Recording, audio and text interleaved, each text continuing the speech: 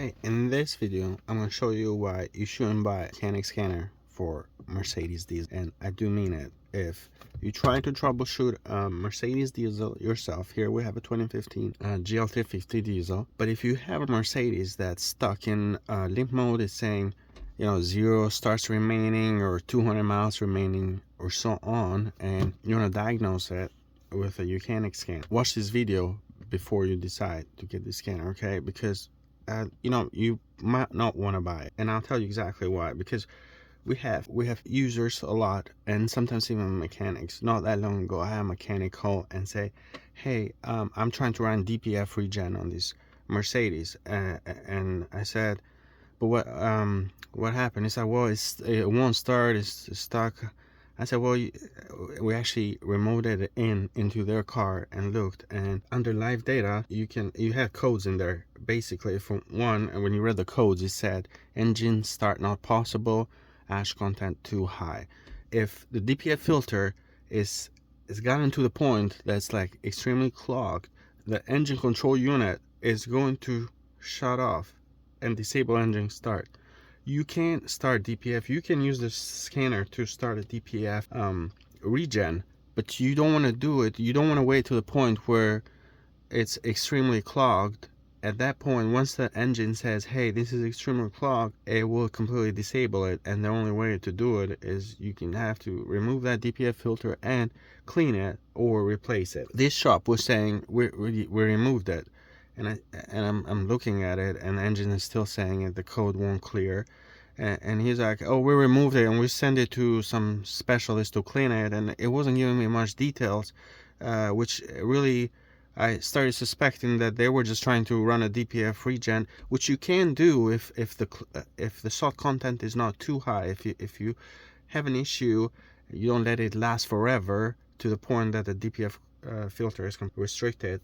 You can run, you can force a regen with a scanner, but the problem is if you let it and wait too long, if you go to live data and you go to exhaust system, actual values of the DPF filter, and if you come in here and salt content way too high, way over 14 grams, you're looking at 20 or 30 grams, then it's extremely high. And that's what, in this case, that's what was happening. Like, the salt content was still really high. I mean, at that point I realized they hadn't removed that DPF filter, they hadn't cleaned it, they hadn't done anything.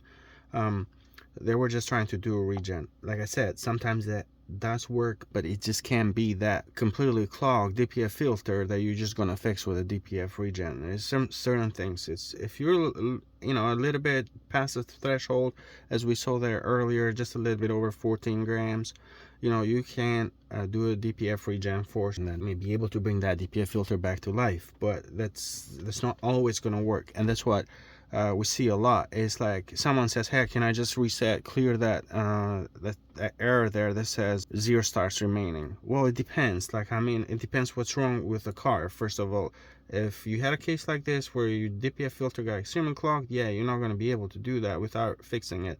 But if you have another sensor that's faulty, the pressure sensor, but at the end of the day, there's a pretty good chance that you will need to fix the problem. Now, we do get people sometimes, it's like, hey, I just need to get the car to the shop.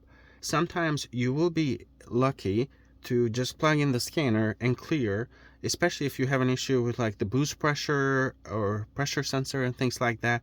You can clear the code and the car will drive fine until all of a sudden you're trying to accelerate on the highway and the boost pressure is reading inaccurate values, and then it just goes back into limp mode. So I do tell to people, and I've had to do this many times, it might be good to just keep this in the glove box if you have a Mercedes diesel, because it'll probably help get home most of the time.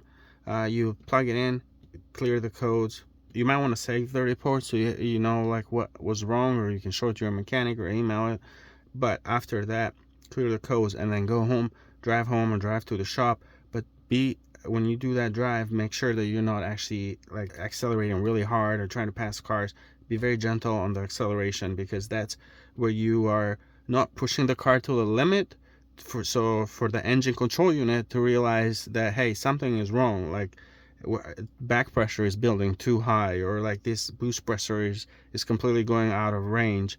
And the scanner does have control unit adaptations, so you can run a lot of these adaptations. For example, the mass airflow sensor, injector qualities, like if you replace an injector you need to code it and things like that.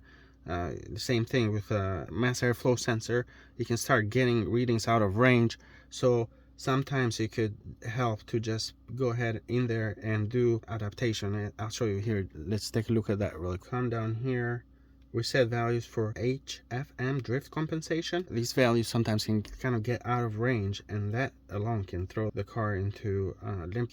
You can do that. Depends if you really have a faulty internal failure of that mass airflow sensor. That's not going to fix it, but sometimes it just could be a drift issue and it will fix it.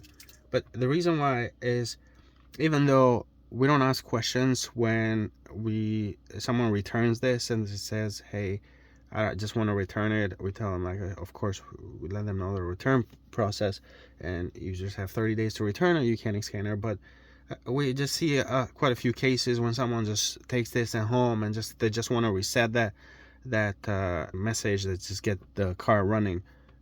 Sometimes it will work, sometimes it won't work, and unless you are really willing to get your hands dirty and try to figure out what's wrong and fix it, and then you can go and clear all the codes that you have, and that will reset your warning lights, your 0 remaining starts, and so on. Like I said, you might be able to do it and reset them without actually doing anything, but even if you are lucky and are able to get the car started or have that message clear, don't think you're going to go very far with that. Maybe you buy yourself a few weeks. And the other thing you need to be aware of, if you have an issue where like the salt content of the DPF filter is starting to build up, and for some reason there's problems, conditions are not being met, that you can't run DPF regen, and you just ignore it because you got the car out of limp mode. I mean, even if after you replace components, you can come in here and teach in a new DPF filter or an NOx sensor that you might have replaced, AdBlue metering valve. You can do all those procedures. You can go to maintenance and do forced DPF regen, look at live data, test components, do anything. But if you are just buying the YOUCANIC scanner thinking, hey, I have 0 remaining starts or I have 0 many miles left, we can't guarantee that this is going to do it without you getting your hands dirty. So you might not want to buy the scanner if that's your case. Thank you for watching YOUCANIC, where you can be the mechanic.